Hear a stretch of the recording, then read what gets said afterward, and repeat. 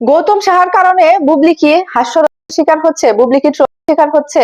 অনেক ভক্তদের দাবি যে গৌতম সাহার উদ্ভট ড্রেস পরানোর জন্য বুবলিকে নানা মানুষ নানা কথা শোনাচ্ছে। এটা কিন্তু বুবলি ভক্তরাই বলতেছে। এবং বুবলি ভক্তরা বলতেছে বুবলির খুব চিন্তা ভাবনা করে গেট আপ নেওয়া উচিত, মেকআপ নেওয়া উচিত।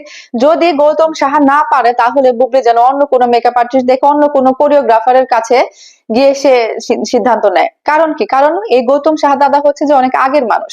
সে অনেক ফেমাস, সে অনেক কাজ করেছে, সে অনেক নায়িকাদের সাজিয়েছে, সেটা বুঝলাম, কিন্তু যুগের সাথে তো তাল মিলিয়ে চলতে হয়।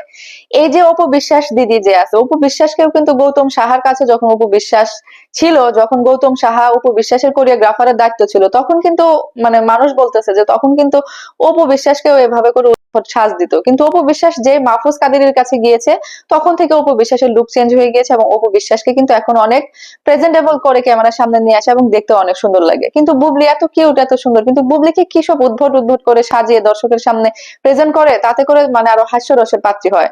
এটাই কিন্তু বুবলি ভক্তদের দাবি। তো দর্শক, আপনাদের আসলে কি মনে হয়, বুবলির কি করা উচিত? গৌতম শাহাদাদার কি করা উচিত? বুবলির কি নতুন কোনো কাউকে খুঁজে নিয়ে তার কাছে মেকআপ গেটআপ নেওয়া উচিত? এটা আপনাদের কাছে আমার প্রশ্ন।